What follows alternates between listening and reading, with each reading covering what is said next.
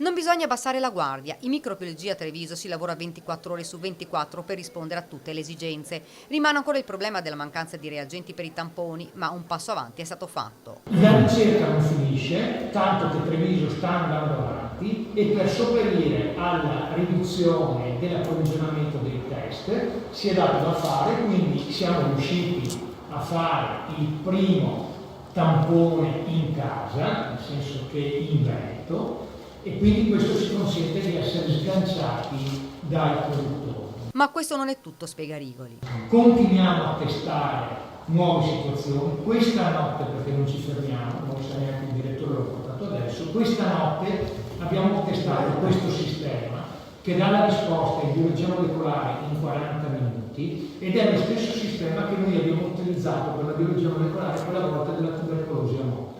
Quindi non ci fermiamo né di giorno né di notte sulla routine e anche sulla ricerca, perché questo è il punto. Sul fronte pazienti positivi nella Marca, ad oggi i casi hanno superato i 1500, il nostro modello, ha spiegato il direttore sanitario Livio Dalla Barba, prevede che una buona parte di pazienti positivi rimanga a domicilio. Si tratta ovviamente di persone con sintomi modesti, anche perché dall'AIFA è arrivata un'importante autorizzazione. C'è la possibilità di attuare anche a domicilio una terapia, ovvero sia la somministrazione di idrossiclorochina.